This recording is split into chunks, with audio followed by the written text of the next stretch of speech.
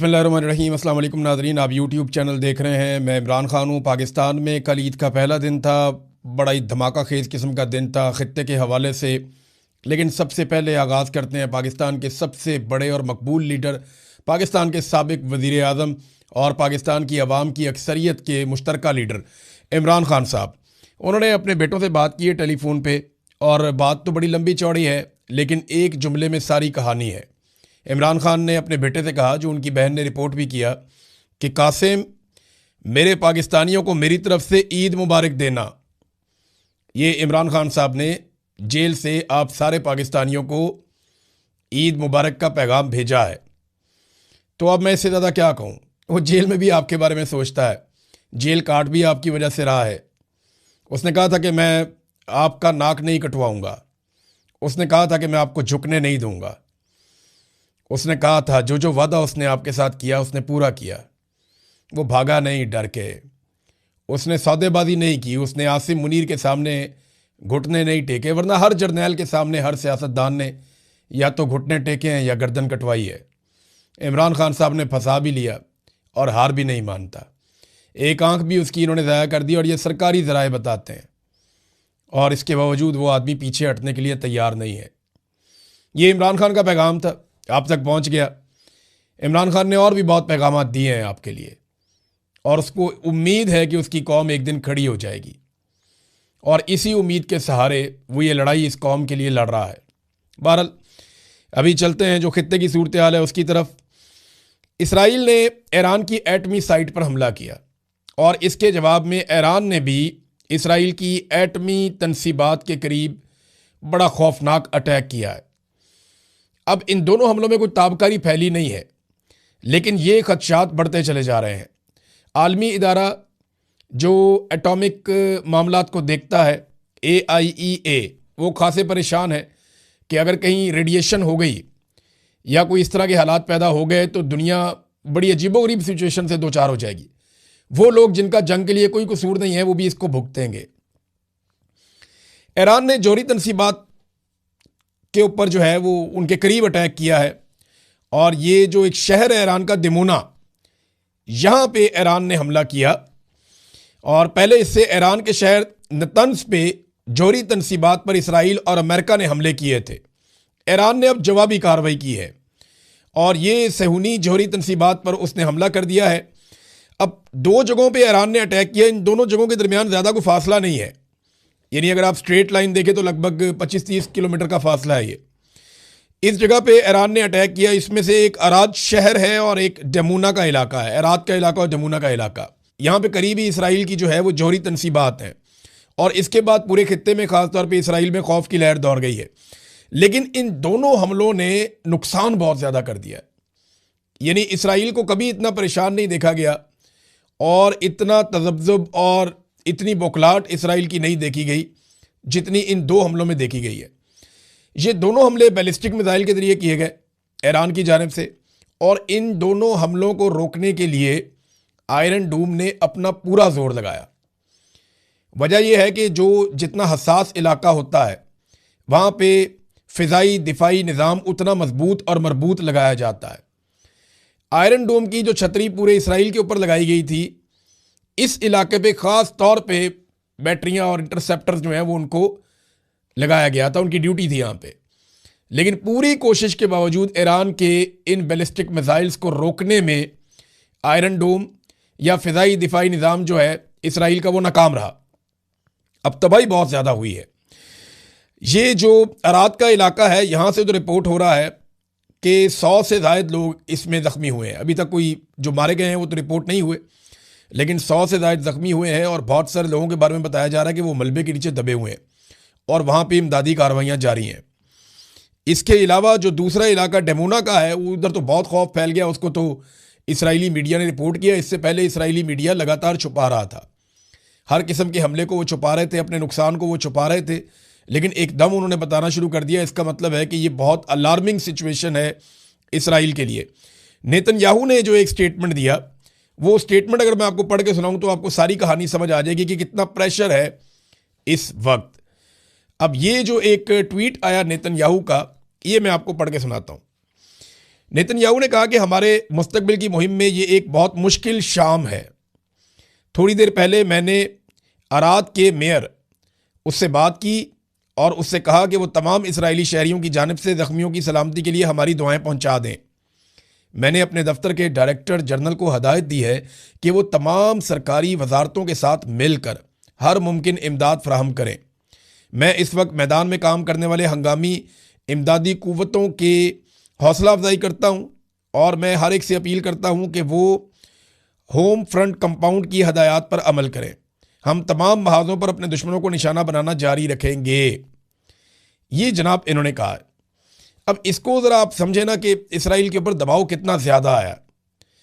Israeli वज़ीर आज़म ने 2-3 अलग अलग किस्म के स्टेटमेंट जारी कर दिए हैं इस हमले के बाद। ये 2 हमले खौफनाक थे।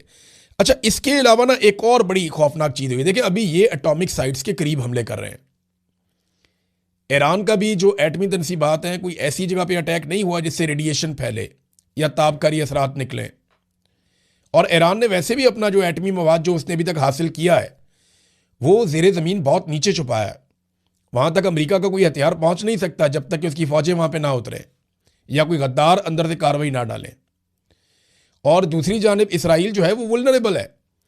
अगर ईरान कहीं इसी मिसाइल को जो उसने थोड़ा दूर मारा, अगर वो उसको उस एरिया में मार देता एग्जैक्टली, तो पूरे खित्ते को इसके असरात भुगतने पड़ते। ये बात अमेरिका को भी समझनी पड़ेगी और इसराइल को भी समझनी पड़ेगी और पूरी दुनिया को कि ये आग से खेल रहे हैं और लाखों इंसानों की जानें, जिंदगियां, उनकी सेहत ये खतरे में पड़ जाएगी पूरे खित्ते में। गल्फ के वो ममालिक जिनका कोई ताल्लुक नहीं है वो भी भुगतेंगे बाद में। बहरहाल, डोनाल्ड ट्रंप ने एक बड़ी खौफनाक धमकी लगाई। वो धमकी मैं आपको पहले पढ़ के सुनाता हूँ, उसकी वजह भी आपको मैं बताता हूँ डोनाल्ड ट्रंप ने अब ये धमकी क्यों लगाई। डोनाल्ड ट्रंप ने ईरान को दिया है 48 घंटों का अल्टीमेटम, यानी 48 घंटों का, अब ये गिनती शुरू हो गई है घंटों की। डोनाल्ड ट्रंप ने कहा कि ईरान के पास 48 घंटे हैं, वो खामोशी से आराम से आबनाए हुर्मुज़ को खोल दे। अगर वो 48 घंटों में आबनाए हुर्मुज़ को नहीं खोलता तो मैं बहुत तबाही फेरूंगा, ये डोनाल्ड ट्रंप ने कहा। अब वो तबाही के बारे में क्या कहा कि अमेरिका क्या रद्द-ए-अमल देगा अगर आबनाए हुर्मुज़ नहीं खोलता। उन्होंने कहा जी ईरान के अहम पावर प्लांट्स को निशाना बनाएंगे जिसका आगाज़ बड़े बिजली घरों से किया जाएगा। वाशिंगटन इस मामले में किसी ताख़ीर का मुतहम्मिल नहीं हो सकता। ये जनाब डोनाल्ड ट्रंप ने धमकी लगाई और खुलकर लगाई कि हम इनकी तनसीबात सारी तबाह कर देंगे ईरान की और बहुत नुकसान पहुंचाएंगे। इसका रद्द-ए-अमल जो है वो ईरान ने भी दिया है और ईरान का रद्द-ए-अमल पहले आप पढ़ लो, मैं बताता हूँ आपको ये क्यों डोनाल्ड ट्रंप ने यह कहा कि 48 घंटे में आपने हुर्मुज़ ना खोली तो ईरान के पावर प्लांट तबाह कर दिए जाएंगे। ये क्यों कहा ये मैं आपको बाद में बताता हूँ, लेकिन पहले आप ईरान का जवाब देख लें। उन्होंने कहा जी following previous warning, if Iran fuel and energy infrastructure is attacked by the enemy, अगर दुश्मन ने ईरान के जो फ्यूल के और एनर्जी के, तवानाई के इंफ्रास्ट्रक्चर हैं, अगर उनको तबाह किया, उसके ऊपर हमला किया, तो इसके बदले में खित्ते में जो अमेरिका और उसके रजीम से मुतालिक जितने भी रीजनल टारगेट्स हैं और जितने भी इंफ्रास्ट्रक्चर्स हैं वो सारे निशाना बनेंगे, चाहे वो एनर्जी के हैं चाहे वो इंफॉर्मेशन टेक्नोलॉजी के हैं। ईरान ने भी जवाब दिया कि फिर पूरे रीजन के अंदर, यानी पहले भी वो ये कह चुके हैं कि अगर हमारी बिजली या तवानाई बंद होगी या हमारी ऑयल साइट्स के ऊपर अटैक किया जाएगा, एनर्जी साइट्स के ऊपर अटैक किया जाएगा, तो फिर बचेगी किसी की भी नहीं। और यहाँ पे याद रखिएगा अमेरिकन कंपनियाँ दुनिया में सबसे ज़्यादा दौलत बना के यहाँ से ले जाती हैं। ये बड़ी बड़ी जो तनसीबात हैं, बड़ी बड़ी जो ऑफिसेज हैं, ये बड़ा बड़ा जो निज़ाम चल रहा है, इसमें अमेरिकन बेशुमार पैसा कमा रहे हैं। ऑयल कंपनीज में ख़ास तौर पे इस बिज़नेस में अमेरिकन बिलियनियर्स, इसके अंदर उनकी बड़ी बड़ी कंपनियां हैं और बहुत पैसा अमेरिका में जाता है। बहरहाल अब ये ईरान ने भी वापस वार्निंग दे दी है कि जनाब आप जो करेंगे वो फिर हम भी करेंगे। ये बात हमें ज़हन में रखनी पड़ेगी कि ईरान को जो ईरान के साथ किया गया, ईरान ने वापस वो किया, और जो ईरान ने वार्निंग दी, ईरान ने उसके ऊपर अमल दरामद किया। उन्होंने इस जंग में अपनी एक क्रेडिबिलिटी बनाई है कि जो हम कहते हैं फिर वो हम कर भी देते हैं। जब हम बताते हैं कि अगर ये किया तो ये करेंगे, तो फिर वो हम कर भी देते हैं। अब नाज़रीन, अमेरिका को ये क्यों करना पड़ रहा है? देखिए, कुछ ममालिक ने ईरान से रब्ता किया है, मुबैना तौर पे जापान भी उनमें से एक बताया जा रहा है। उन ममालिक ने ईरान को यकीन दिलाया कि आप आबनाए हुर्मुज़ से हमारा तेल गुजरने दें, हमारे ऑयल टैंकर आप जानने दें, हम आपकी शर्त के मुताबिक चाइनीज़ करेंसी के अंदर पेमेंट कर देते हैं। अब ये ट्रिलियंस ऑफ डॉलर्स का अमेरिका का सालाना नुकसान हो जाएगा अगर ये ट्रेंड चल पड़ा दुनिया में। तो ये है अमेरिका की परेशानी। एक कहावत है ना उर्दू में, खाया पिया कुछ नहीं गिलास तोड़ा 12 ने। तो अमेरिका को लेने के देने पड़ जाएंगे, ये भी कहावत है। वो कैसे? देखें, ये तो जंग लड़ने गए थे मफाद के लिए, अपने फायदे के लिए कि अरबों डॉलर कमा लेंगे दोबारा से और इसराइल हमेशा के लिए महफूज भी हो जाएगा। गाजा के अंदर भी अपना प्लान जो है उसको अमल दरामद कर लेंगे और अरबों के ऊपर भी एक धाक बैठ जाएगी, पूरा निज़ाम एक बन जाएगा। और डोनाल्ड ट्रंप अमेरिका के अंदर उठने वाले पॉलिटिकल मामलात या एप्स्टीन फाइल या ऐसी चीज़ों से भी मुबैना तौर पे बच जाएंगे। दिमाग में तो ये था, गेम पड़ गई उल्टी। हुआ ये कि ईरान ने आगे से मारना शुरू कर दिया और अब जो ईरान ने शर्त रखी है, अगर इस शर्त के ऊपर बाकी ममालिक आ जाते हैं और आपने हुर्मुज़ नहीं खुलती, यानी वो नॉर्मलाइज करते हैं, ठीक है जी आप चीनी करेंसी के अंदर पैसा दें, हमें उसकी आप इनवाइस दिखाएं कि आपने चाइनीज़ करेंसी के अंदर पेमेंट कर दी है, ले जाएं, आप ले जाएं अपने टैंकर्स, आपको नहीं रोका जाएगा। अगर ईरान ये करने में कामयाब हो गया तो ये ट्रेंड चल पड़ेगा। फिर रशिया जो है वो अपनी करेंसी के अंदर पेमेंट करवाएगा, चाइना अपनी करेंसी के अंदर पेमेंट करवाएगा और आहिस्ता आहिस्ता यूरो के अंदर पेमेंट होगी, बाकी तो डॉलर नीचे जाए। डॉलर अगर नीचे चला गया आलमी सतह के ऊपर, या डॉलर के अंदर या पेट्रो डॉलर की जो टर्मिनोलॉजी है ये अगर इफेक्ट हो गई, तो फिर अमेरिका का जो सुपर पावर का स्टेटस है वो खतरे में पड़ जाएगा। एक नया वर्ल्ड ऑर्डर आ जाएगा। अकेला पहलवान बना हुआ ना, तो डॉलर चला रहा है पूरी दुनिया को। तो यहां पे ये खतरा है जिस वजह से डोनाल्ड ट्रंप की फ्रस्ट्रेशन बढ़ती जा रही है। वो कह रहे हैं जी 48 घंटे का अल्टीमेटम दे रहा हूं, खोलो, नहीं तो तबाही फेर देंगे। ईरान ने कहा तबाही फेरो, हम भी तबाही फेर देंगे। ये है जनाब अब तक की सूरत हाल, और ये तबाही ऐसा लगता है कि फिर जाएगी। अब ये मामला हल होता हुआ दिखाई नहीं दे रहा। वजह यह है कि सऊदी अरब ने 24 घंटों के अंदर अंदर अल्टीमेटम दिया है ईरानी सफारतकारों को कि हमारा मुल्क छोड़कर चले जाओ। अब यहां से आप अंदाजा लगा सकते हैं कि सूरत हाल कितनी कशीदा है। सऊदी अरब ने ईरानी सफ़ीरों को कहा कि नापसंदीदा शख्सियात निकले हमारे मुल्क में से बाहर, और साथ ही साथ एक इत्तेहाद हुआ है इसराइली मीडिया में, बहरीन के मीडिया में और यूएई के मीडिया में। उनका चैनल 12 है और यहाँ पे भी चैनल्स हैं, इन्होंने मिलकर एक आपस में इत्तेहाद भी किया है, यानी मीडिया का भी एक नॉर्मलाइजेशन हुई है, एक दूसरे को तस्लीम करके इकट्ठे काम करना शुरू किया है। ये भी हो गया। दूसरी तरफ अरब अमारात जो है वो भी ये इंदिया दे रहा है, और सऊदी अरब से भी ये खबरें आ रही हैं कि अब बाकायदा एलानिया तौर पे यहाँ पे अमेरिकन को ऑपरेशंस की इजाज़त दी जाएगी कि यहाँ से ऑपरेट कर सके, क्योंकि ईरान हमारे ऊपर अटैक करता है, उनका ये कहना है। तुर्की जो है उसके भी स्टेटमेंट्स थोड़े थोड़े से अब बदले हुए दिखाई दे रहे हैं।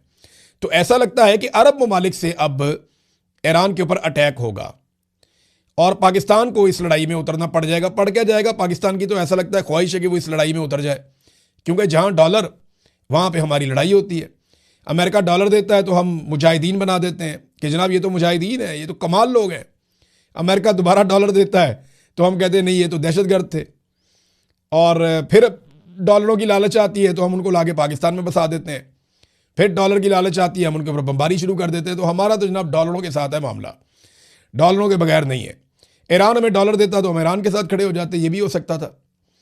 लेकिन अभी एक अजीब ट्रेंड पाकिस्तान में मैंने देखा कि कल क्योंकि ईद का दिन था, तो ईद के दिन ईद की नमाज़ पढ़ाई उलमा इकराम ने, तो पाकिस्तान भर की मसाजिद से ये बात रिपोर्ट हुई और हर जगह से दोस्तों ने बताया कि पूरे पाकिस्तान में मसाजिद में उलमा इकराम ने ईरान की फतह के लिए दुआएं मांगी हैं, ईरानी कौम के लिए दुआएं मांगी हैं और ईरान के हक में दुआएं मांगी है पूरे पाकिस्तान की मसाजिद में उलमा इकराम ने। अब सवाल ये पैदा होता है कि हमारी मिलिट्री एस्टेब्लिशमेंट हमारे मुल्क को एक ऐसी लड़ाई में ले जाना चाहती है या एक ऐसे मुल्क के साथ लड़ाई में ले जाने की बात कर रही है जिसके लिए पाकिस्तान की कौम दुआएं मांग रही है। यानी अगर पाकिस्तान ईरान के साथ लड़ा या ईरान के खिलाफ लड़ा तो यानी पाकिस्तान न्यूट्रल भी रह सकता है ना इस लड़ाई में। दोनों बरादर इस्लामी मुल्क हैं, ठीक है, आप दोनों आपस में ना लड़े, हम ये कह सकते हैं, हम सालसी का किरदार अदा कर सकते हैं, वो तो सबसे अच्छा है। लेकिन अगर ये दोनों लड़ें तो अगर अब एक तरफ से खड़े हो गए तो मुसीबत बन जाएगी, क्योंकि जो दूसरी तरफ है उसको तो इसराइल और अमेरिका भी मार रहे हैं। इसलिए कौम की हमदर्दियां उनके साथ है। ईरान के साथ कौम की हमदर्दी इसलिए नहीं है कि कोई शिया सुन्नी का मामला है, नहीं, ईरान के साथ कौम की हमदर्दी इसलिए है कि ईरान को मारने वाले अमेरिकन और इसराइली है, और पाकिस्तान की एस्टेब्लिशमेंट ने सारी जिंदगी कौम को यह बताया कि इसराइली भी बहुत बुरे हैं और अमरीकी भी बहुत बुरे हैं। अब कौम के दिमाग में वो बात बैठ गई है, तो कौम कह रही है जी अगर वो इतने ही बुरे हैं तो आज ईरान उनसे लड़ रहा है तो आप ईरान से क्यों लड़ने जा रहे हैं? तो ये कौम जिसके लिए दुआ कर रही है, ये उसके साथ लड़ने जा रहे हैं। ये बड़ा महंगा काम पड़ जाएगा और बहुत अजीब काम हो जाएगा। नादरीन, ईरान ने एक चीज पे और खबरदार किया है और इसके ऊपर बीबीसी की रिपोर्ट भी है। ईरान ने कहा कि अगर अमेरिका ने खार्क जजीरे के ऊपर हमला किया तो ईरान बहेरा अहमर और आबनाए बादल मंदब इन दोनों को भी गैर मुस्तहकम कर सकता है। अब ये बहेरा अहमर कौन सा है? ये रेड सी है। ये बाब मंदब से आगे ऊपर जहाँ पे नहर स्वेद है, ये वहाँ तक का इलाका है समंदर का। और इसको ईरान कैसे गैर मुस्तहकम कर सकता है? यहाँ पे देखें सिक्योरिटी के कुछ एरियाज बने हुए हैं, उनको ईरान मिसाइलों से निशाना बना सकता है। और जो हौसी हैं वो क्योंकि यमन के हौसी ईरान को सपोर्ट करते हैं तो वो भी यहाँ पे एक बदअमनी पैदा कर सकते हैं। तो तेल की तिजारत मज़ीद मुतासिर हो जाएगी कि जो अल्टरनेटिव थोड़ा बहुत तेल निकलता है या कोई उनका है बंदोबस्त, वो भी ख़त्म हो जाएगा। तो ईरान ने यह कहा कि अगर अब ये किया गया तो फिर इसके नतीजे में हमारा रद्द-ए-अमल ये होगा। एक और चीज़ जो ईरान के स्पीकर ने की, कालीबाफ, उन्होंने जो स्टेटमेंट दिया, उन्होंने कहा जी इसराइल की फ़िज़ा अब दिफा के बगैर है। यानी ये दफाई निज़ाम था उनका, फ़िज़ाई दफाई निज़ाम, वो अब बहुत कमज़ोर है, ख़त्म हो गया। तो जो पहले से तयशुदा अहदाफ हैं उनको निशाना बनाने का वक्त अब आ चुका है, ये जनाब उन्होंने कहा, कालीबाफ ने। तो ईरान के लिए अब वो टारगेट ईजी हैं जो कल तक बहुत मुश्किल थे। एक और ख़बर है नादरीन, और ये बड़ी अहम खबर है। ये दावा किया गया कि 4000 मील दूर ईरानी मिसाइलों ने जाकर एक अटैक किया है। और ये जो अटैक किया है, ये अटैक डिएगो गार्शिया के इलाके में किया है। वहाँ पे एक जजीरा है जो बरतानिया का है। अच्छा, इसके बाद ना फौरी तौर पे ये खबर इसराइली मीडिया ने उठाई और कुछ अमरीकी मीडिया ने खबर उठाई और अरब मीडिया ने भी ये खबर उठाई कि जनाब ईरान की बहुत ज़्यादा हद बढ़ गई है और इनकी रेंज बहुत ज़्यादा है इनके मिसाइलों की, ये पूरे यूरोप को भी तबाह कर सकते हैं। तो मैंने इस खबर को ज़्यादा तवज्जो इसलिए नहीं दी थी क्योंकि मुझे लगता था कि ये कोई एक फॉल्स फ्लैग टाइप का ऑपरेशन है कि यूरोप को खौफजदा किया जाए ईरान के ज़रिए से कि जनाब ईरान के मिसाइल तो यहाँ तक पहुँच रहे हैं तो वो आप सबको भी मार सकता है, पूरे यूरोप को मार सकता है, लिहाजा मिलकर ईरान वाला ख़तरा ख़त्म कर दिया जाए। लेकिन ईरान ने इसके ऊपर एक स्टेटमेंट दिया और ईरान ने यह कहा कि जनाब ये मिसाइल हमने नहीं दागे, हमने ये मिसाइल नहीं चलाए, ये मिसाइल कहीं और से आए। अब ये बताएं जनाब मिसाइल कहाँ से आए, ये बात तो फिर इन्वेस्टिगेशन में पता चल सकती है क्योंकि ये दोनों मिसाइल अपने टारगेट पे नहीं आए, लेकिन सिर्फ ये बताया गया कि यहाँ पे 2 मिसाइल आए, ईरान वाली साइड से आए। अब ये किसने चलाएं, कहाँ से चलाएं, इसके बारे में कोई इन्फॉर्मेशन नहीं है। और 4000 मील दूर आकर अगर ये मिसाइल गिरे हैं तो ये पूरे यूरोप को एक वार्निंग देने वाली, वार्निंग शॉट होता है ना, ये उस तरह का एक शॉट है कि पूरे यूरोप को एक वार्निंग दी गई है। लेकिन ईरान ने कहा जनाब कि ये हमने नहीं चलाए। नाज़रीन, अमेरिका के साथ साथ इसराइल का भी नुकसान हो रहा है। ये डोनाल्ड ट्रंप मजाक उड़ाते थे इंडिया का कि 8 जहाज़ उनके गिर गए, 9 गिर गए, 10 गिर गए। तो इकोनॉमिक टाइम्स ने लिखा कि डोनाल्ड ट्रंप भारत को कहते थे कि उनके 8 जहाज़ गिर गए, तो उधर 3 हफ्ते के बाद अमेरिका के अपने 16 जहाज़ मुख्तलिफ रिपोर्ट्स के मुताबिक गिर चुके हैं। तो अब अमेरिकी मीडिया भी डोनाल्ड ट्रंप का मजाक उड़ा रहा है। उधर ईरान ने इसराइल का एक और तैयारा गिरा दिया है F-16 और इसका दावा भी किया गया। अच्छा, एक चीज़ और है जो ईरानी फ़ौज के तर्जुमान कर्नल इब्राहिम ने कही है। कर्नल इब्राहिम जुल्फ़िकारी को आप देख रहे हैं गुज़िश्ता चंद दिनों से बड़ी संजीदा तरीके से आकर बात करते हैं, ना वो आंखें मारते हैं, ना वो गंदे इशारे करते हैं, ना वो गाली देते हैं, ना वो बड़के मारते हैं। वो आते हैं और प्रोफेशनल तरीके से अपनी बात करते हैं और चले जाते हैं। उनके हथियार बोलते हैं, जंग में उनकी कामयाबी बोलती है। अब वो ये कहते हैं कि ईरान अब पहले से ज़्यादा जारे हो चुका है, 3 हफ्ते तक दुश्मन की एक एक कमज़ोरी को देखा गया है। अब वो क़यामत ढाएंगे कि इसराइल सारे जराइम और मुजालिम भूल जाएगा। और कल का दिन जो है वो इस बात का सबूत भी है। कल बहुत मारा ईरान ने इसराइल को। इसराइल ने पूरी कोशिश की इंटरसेप्ट करने की उन मिसाइलों को, लेकिन वो जाकर गिरे हैं और उसकी वजह से पूरा इसराइल लड़स गया है। तो नाज़रीन, अब तक के लिए इतना ही। अपना ख्याल रखिएगा, अपने इस चैनल का भी। अल्लाह हाफ़िज़।